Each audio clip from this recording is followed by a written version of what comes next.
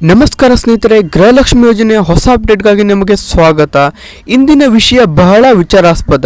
ಕೆಲ ಮಹಿಳೆಯರು ಗೃಹಲಕ್ಷ್ಮಿ ಯೋಜನೆಯ 2000 ಹಣವೇ ಬೇಡವೆಂದು ಹೇಳುತ್ತಿದ್ದಾರೆ. ಸ್ನೇಹಿತರೆ, ಯಾರು ಇಂತಹ ಮಹಿಳೆಯರು, ಅವರ ಕಾರಣವೇನು, ಇದರ ಬಗ್ಗೆ ಪೂರ್ಣ ವಿವರ ನಿಮಗೆ ನೀಡುತ್ತಿದ್ದೇನೆ. ಸ್ನೇಹಿತರೆ, ವಿಡಿಯೋ ಕೊನೆಯವರೆಗೂ ನೋಡಿ. ಇದಕ್ಕೂ ಮೊದಲು ನೀವೇನಾದರೂ ನಮ್ಮ ಚಾನಲ್ ಸಬ್ಸ್ಕ್ರೈಬ್ ಮಾಡಿಲ್ಲ ಅಂತ ಹೇಳಿದ್ರೆ ಪಟ್ಟಂತ ಸಬ್ಸ್ಕ್ರೈಬ್ ಮಾಡಿ ಮತ್ತು ವಿಡಿಯೋಗೆ ಒಂದು ಲೈಕ್ಸ್ ಕೊಡಿ.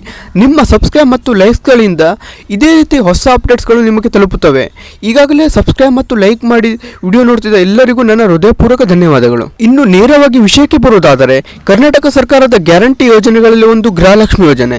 ಉತ್ತರ ಕನ್ನಡ ಜಿಲ್ಲೆಯ 2500 ಮಹಿಳೆಯರು ಈ ಯೋಜನೆಯ 2000 ರೂಪಾಯಿ ಹಣ ಬೇಡವೆಂದು ಲಿಖಿತವಾಗಿ ತಿಳಿಸಿದ್ದಾರೆ. ಸ್ನೇಹಿತರೆ, ಈ ಬಗ್ಗೆ ರಾಜ್ಯ ಗ್ಯಾರಂಟಿ ಯೋಜನೆಗಳ ಪ್ರಾಧಿಕಾರ ಅಧ್ಯಕ್ಷ ಎಚ್.ಎಂ. ರೇವಣ್ಣ ಅವರು ಕಾರವಾರ ಜಿಲ್ಲಾ ಪಂಚಾಯತ್ ಸಭೆಯಲ್ಲಿ ತಿಳಿಸಿದ್ದಾರೆ. ರಾಜ್ಯದಲ್ಲಿ ಗೃಹಲಕ್ಷ್ಮಿ ಯೋಜನೆ ಅತ್ಯಧಿಕ ಅನುಷ್ಠಾನ ಉತ್ತರ ಕನ್ನಡ ಜಿಲ್ಲೆಯಲ್ಲಿ ನಡೆದಿದೆ. ಈ ಜಿಲ್ಲೆಗೆ ಬಹುಮಾನ ನೀಡಲು ತೀರ್ಮಾನಿಸಲಾಗಿದೆ. ಸ್ನೇಹಿತರೆ, ಆದರೆ ವಿಶೇಷವೇನೆಂದರೆ 2000 ರೂಪಾಯಿ ಹಣ ಬೇಡವೆಂದು ಬರೆಯುವ ಮಹಿಳೆಯರು ರಾಜ್ಯದಲ್ಲಿ ಕೇವಲ ಉತ್ತರ ಕನ್ನಡ ಜಿಲ್ಲೆಯಲ್ಲೇ ಇದ್ದಾರೆ. ಇವುಗಳಲ್ಲಿ ಕೆಲವರು ಹೇಳಿದ್ದೇನೆಂದರೆ, ನಮಗೆ ಈ 2000 ರೂಪಾಯಿ ಹಣದ ಅವಶ್ಯಕತೆ ಇಲ್ಲ, ನಮ್ಮ ಕುಟುಂಬ ಸ್ಥಿತಿಯಲ್ಲಿ ನಾವು ಸ್ವಾವಲಂಬಿ, ನಮಗೆ ನಮ್ಮ ಹತ್ತಿರ ಸಾಕಷ್ಟು ಹಣ ಇದೆ.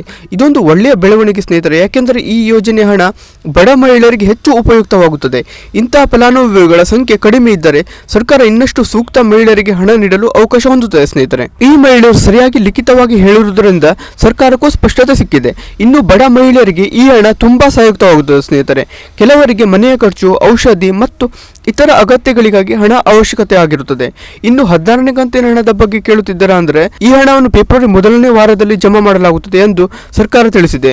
ಇನ್ನು ಸ್ವಲ್ಪ ದಿನ ಕಾಯಬೇಕು. ಸ್ನೇಹಿತರೆ, ನೀವು ಈವರೆಗೆ 16ನೇ ಕಂತಿನ ಹಣ ಪಡೆದಿದ್ದೀರಾ ಇಲ್ಲವಾ ಎಂದು ಕಮೆಂಟ್ ಮುಖಾಂತರ ತಿಳಿಸಿ.